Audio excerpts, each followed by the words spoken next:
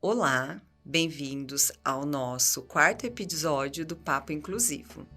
Eu sou a Daiana Soares Ferrarese, trabalho no setor de inclusão no EAD da Unicesumar e hoje nós vamos conversar sobre um assunto recorrente, mas que muitas pessoas ainda têm dificuldade em lidar no dia a dia, que é o transtorno do espectro autista. Esse tema ele será abordado considerando a visão de uma mãe, que tem um filho, com o transtorno, e eu tenho certeza que você vai aprender muito com a gente hoje. Vamos lá? Bom, para interagir então comigo hoje, nós temos aqui uma convidada super especial que veio, para esclarecer dúvidas sobre o autismo e também compartilhar experiências. Bem-vinda, Beth. Ela é a mãe do João. Oi, bom dia, tudo bem?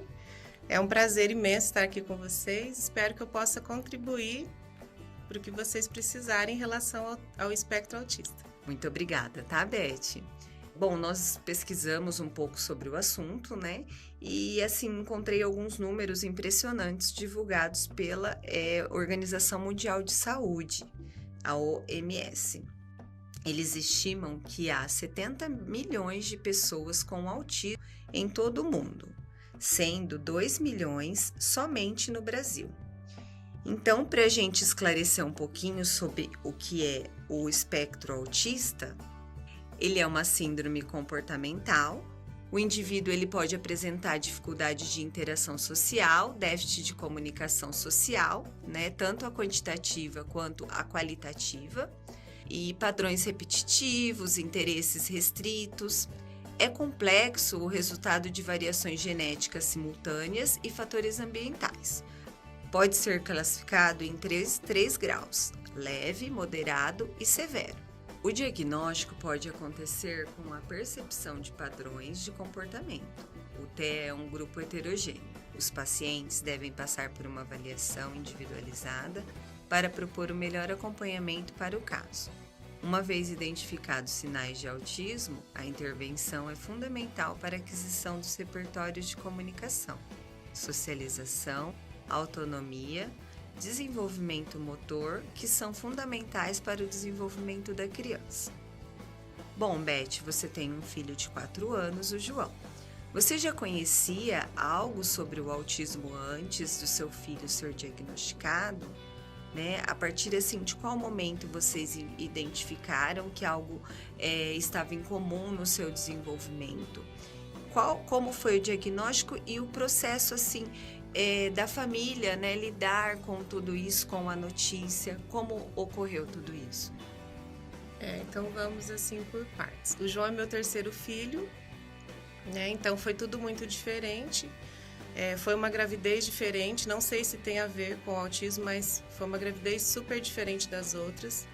E ele nasceu, quando fez o teste da orelhinha no hospital, achavam que ele era surdo.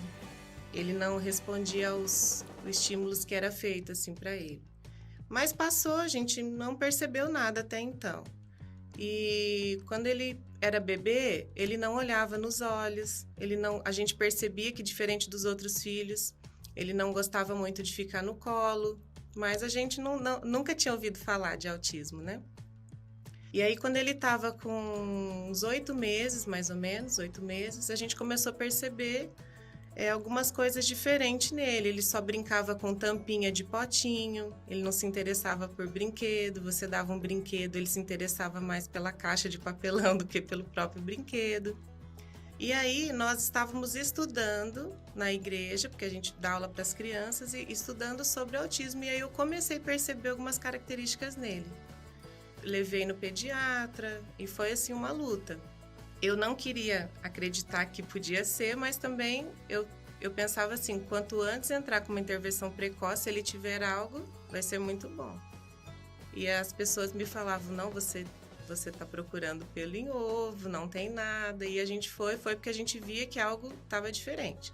E a pediatra acompanhou ele por 1 ano. E aí até que um dia ele começou a roer as unhas dos pés, até sangrar, bebê. Ele tirava o sapatinho e ela falou, não, eu vou te encaminhar para uma neuro. Mas assim, até tem algum exame que comprova o autismo, mas são exames caríssimos, né, de genética, assim. E na época a gente começamos a pesquisar e a neuro fez uma consulta com ele. Na verdade, ele foi diagnosticado na primeira consulta. Ela já deu o diagnóstico, mas é como você falou aí dos graus, né? A gente achava que um grau severo é aquele que agride, que bate, e na verdade não é assim, né? O que a neuro explicou pra gente, que ele tem que chegar com 5 anos tendo algum tipo de autonomia. Ele tem que comer sozinho, trocar de roupa sozinho, ir ao banheiro sozinho, algumas coisas assim que a gente tem aprendido. Então hoje, aparentemente, o grau dele é leve, mas não dá para saber, né? Tudo pode mudar da noite pro dia. Foi o que ela falou para nós. Às vezes ele pode dormir falando e acordar não falando, ou ele pode fazer coisas que ele não fazia. É uma caixinha de surpresa, por isso que se chama espectro, né? Eles lidaram, né, com essa notícia, a família, né, como que ocorreu tudo isso para vocês, né? Já que você disse que não conhecia antes, né, o transtorno, então como chegou isso até vocês? Quando você recebe uma notícia dessa, você fica sem chão, né? Então, de início, foi um luto. Acho que a palavra que eu posso usar é luto. Você fica sem chão, você não sabe para onde correr, você se sente impotente. Eu acho assim que cada família reage de uma forma. Na nossa foi assim. Nós tivemos uma noite inteira de choro em família. Então, para nós foi assim, mas nós não tivemos um período muito grande, assim, a gente trouxe isso para nossa vida da seguinte maneira. Tá, ele tem isso, esse é o diagnóstico que a gente recebeu, então a gente não ficou chorando assim, ai, por que isso aconteceu com a gente? A gente tentou trazer para nossa realidade assim, para quê? Né? Por que foi permitido isso para nós? Então, a gente tentou olhar por isso. Então, assim, eu conheço vários casos de pessoas que estão sofrendo com diagnóstico há 5 anos, que não aceita. No nosso caso, eu não sei se essa é a palavra correta, aceitar, né? Ele é meu filho, eu amo ele do jeito que ele é. Então, a gente entendeu isso, que de repente tinha algum propósito nisso, não sei. Então, para nós foi muito tranquilo. Foi difícil para lidar porque não vem com manual de instrução, você não sabe o que fazer. Então, é só no dia a dia. E não tem nenhum profissional que te fala, faça assim, faz assim que vai dar certo. Não existe, é só no dia a dia. É só você lidando, passando por aquela situação. Aí, hoje, a gente já sabe mais ou menos como que ele vai agir em determinada situação. O que a gente pode fazer para prevenir uma crise. Então, assim, mas ainda não sabemos tudo, né? É uma caixinha de surpresa. E cada dia a gente vai aprendendo mais. E nós podemos dizer assim que nada vem com manual, não é verdade? Na vida, o aprendizado é diário. Eu tenho certeza que o João, ele ensina muito para vocês todos os dias, né? Assim, para ressaltar um pouco, às vezes as pessoas, quando a gente fala sobre o autismo, as pessoas têm que entender que eles não têm característica física, então realmente são sintomas que vão levar, às vezes a família, às vezes demora anos para ser esse diagnóstico, né? Porque, como você disse, tem pessoas que até desacreditavam, falavam, você está, né, acabando procurando o que não precisa, né? Mas realmente, assim, os sintomas, com o tempo, passar do tempo, assim, o comportamento, tudo isso leva a família a chegar a esse diagnóstico, né? E nós sabemos, assim, que eu acho que o que mais com certeza a família pensa é incluir essa pessoinha, né? Incluir esse indivíduo na sociedade, porque a família, como você disse, aprende a lidar com isso, mas todos nós estamos preparados, né?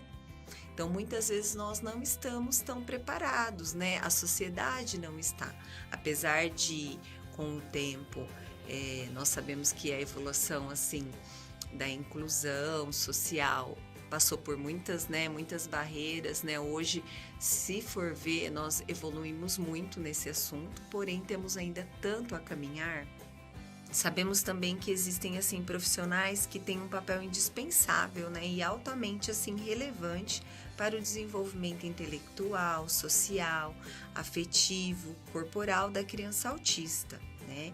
E existem estratégias de ensino para os casos com TEA, né? Nós sabemos que as equipes multidisciplinares são muito importantes nesse caso. Nas escolas mesmo, as equipes e os profissionais da educação devem estar sempre preparados para que ocorra a inclusão dessa criança. Eu costumo dizer que se nós fôssemos olhar, né, todo mundo deveria ter o curso de inclusão, né, de educação inclusiva, né, de educação especial, todos os profissionais, porque onde a gente entra, né, qualquer lugar, uma pessoa com algum tipo de deficiência pode chegar até nós, né, com algum tipo de transtorno ou de síndrome, né? E nós sabemos que a escola ela tem esse papel, né, de estar trilhando a criança nessa vida social. Então, assim, Beth, quais as experiências, né, dentro de tudo isso, dessa facilitação do desenvolvimento cognitivo que a escola tem que ter, que esses profissionais têm que ter, né, nessa contribuição da aquisição da aprendizagem, na construção do desenvolvimento dessa autoestima, né, para ter essa formação da personalidade humana no João, nessas crianças, né? Quais as experiências na vivência escolar você pode nos relatar sobre o João? O João, ele foi para a escola logo que nós recebemos o diagnóstico dele, aos 2 anos e meio. Nós fomos encaminhados para a PAI e foi assim um choque para nós, porque até você entender que o autismo é uma deficiência, não é uma doença, né? Porque aos olhos humanos ali da medicina ele não tem cura. Então, é igual você falou, precisa ter pessoas que aprendam a lidar e que possam impulsionar ele para ele chegar no lugar que ele tem essa capacidade de chegar. Então, na APAE, a gente foi muito bem recebido, a escola deu um suporte muito grande, desde neuro, psicólogo, eles têm uma equipe muito, muito boa.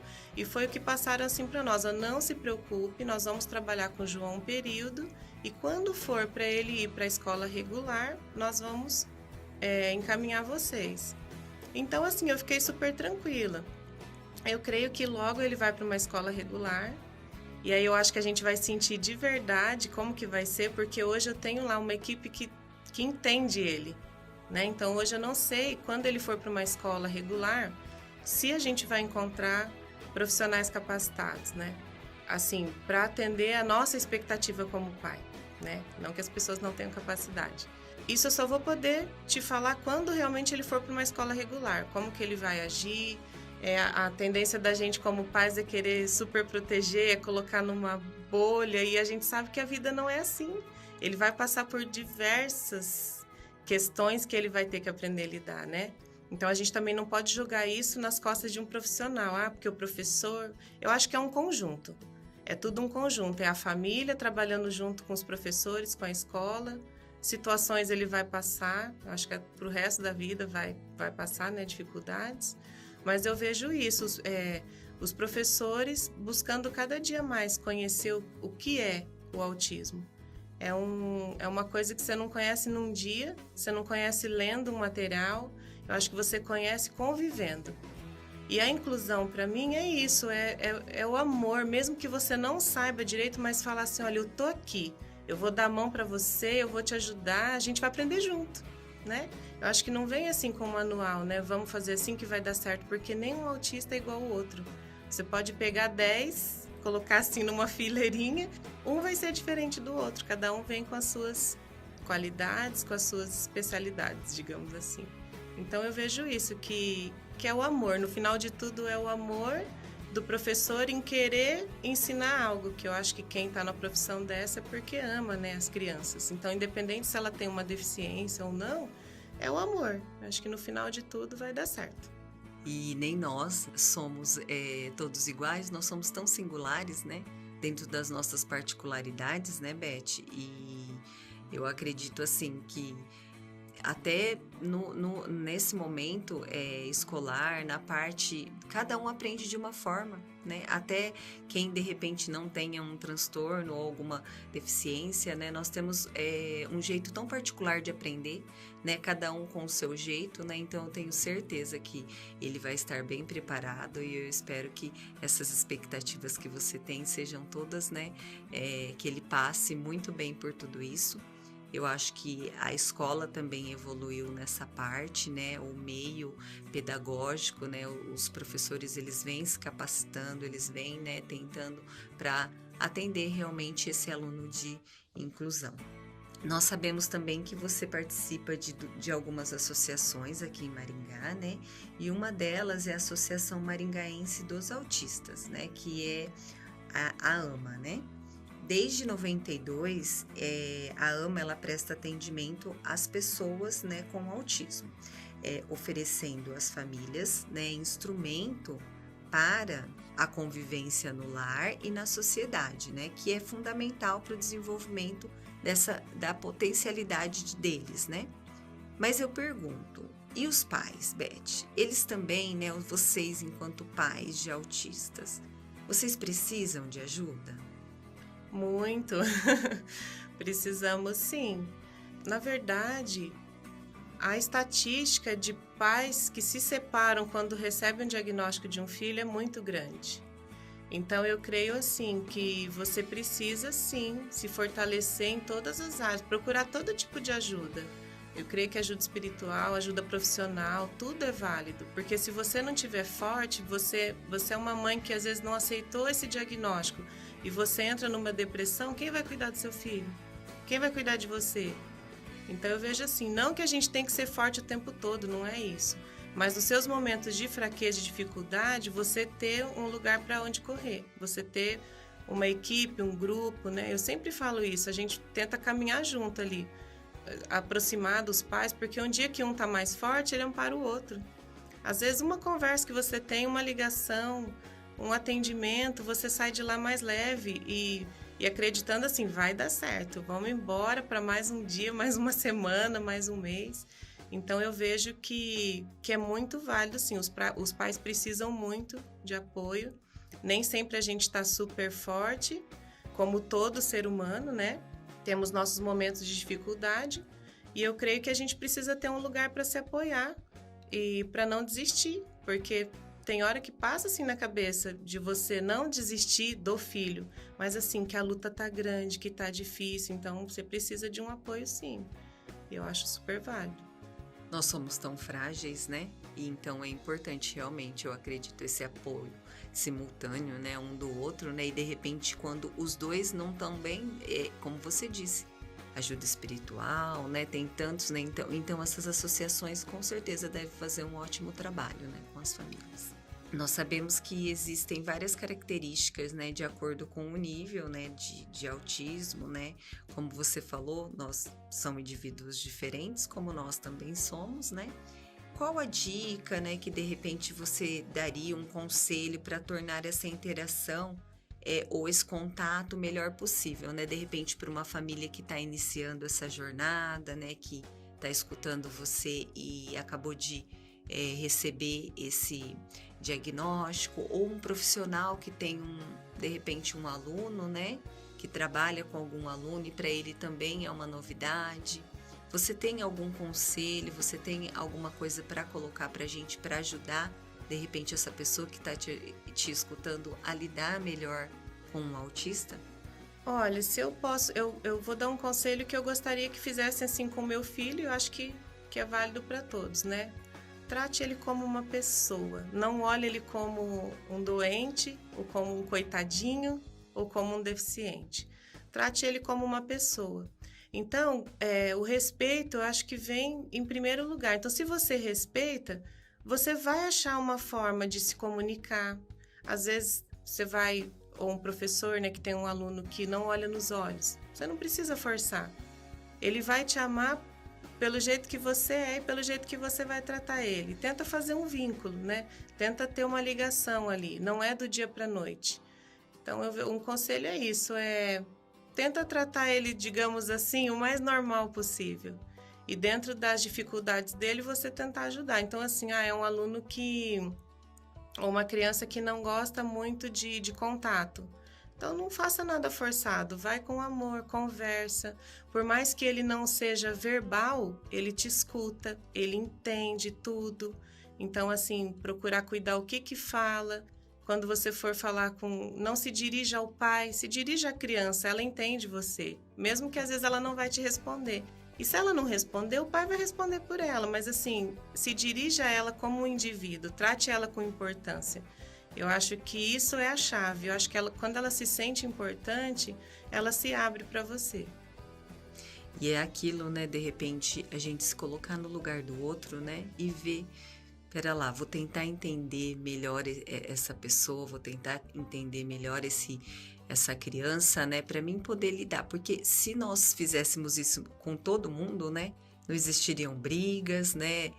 Porque cada um tem um jeito, né? Uns gostam de uma coisa de um jeito, outros de outro. Eu acho que se a gente soubesse colocar melhor, né? E eu acho que é dessa forma, né? Com tranquilidade. Não é um bicho de 7 cabeças, né, Beth? É uma coisa natural, né? Que pode acontecer. Beth, eu agradeço muito a sua participação com a gente, né? Essa contribuição que você deu foi maravilhosa. Eu tenho certeza que tudo que você nos relatou aqui vai servir assim muito para muitas pessoas, né? Quem te escutar, com certeza vários pais, né, profissionais, né, que te escutarem vão com certeza entender um pouquinho melhor sobre isso, né? Então tá, eu que agradeço a participação, espero ter contribuído, né? Mesmo que de uma forma pequenininha, mas muito feliz em participar. E se eu puder deixar uma consideração assim, o autista, como falam para nós, eu aprendi assim de início, né? Eles têm o mundo deles, então eu acreditava isso. Ele não sorri, ele não abraça e vive batendo a cabeça. E não é isso, não é isso. É um mundo tão lindo e eu costumo falar que não foi a viagem que eu escolhi fazer, mas eu amo o meu guia turístico. Eu aprendo muito com ele. Então, assim, eu espero ter contribuído, que cada um possa, mesmo que se você não tenha alguém na tua família, procure ter contato com alguma família que tem um autista, você vai ver que esse mundo é maravilhoso. Me emocionei agora, fiquei até arrepiada. Que bonita a sua fala. É bem isso, né? Eu acho que nós temos que nos aventurar, né? Vamos desbravar mares novos. Tudo isso para você foi uma viagem nova, foi um turismo novo, seu guia é maravilhoso. Realmente foi um bate-papo muito precioso, né? Eu acredito que cada um precisa fazer a sua parte, né? No processo de inclusão. Seja se colocando no lugar do outro, né? Tendo essa empatia ou buscando conhecimento. Tem pessoas que querem ainda entender sobre, né? E foi muito bom que você esclareceu muito pra gente sobre o assunto, né? Inclusive eu, como profissional, né? E como os profissionais de todas as áreas vêm tentando descobrir a cada dia mais sobre tudo isso, sobre o autismo e sobre outros tipos de transtornos que existem, outras síndromes, né? Aqui na EAD Unicesumar, o foco é possibilitar mais acesso à educação em todos os contextos, seja participando do processo inclusivo dos alunos com necessidades educacionais específicas ou participando da formação de futuros profissionais que também desejam uma mudança social a partir da visão inclusiva. Então, vamos fazer, né, gente, a diferença no mundo. Vamos fazer todos nós a diferença. Por hoje, então, ficamos por aqui e até o nosso próximo Papo Inclusivo.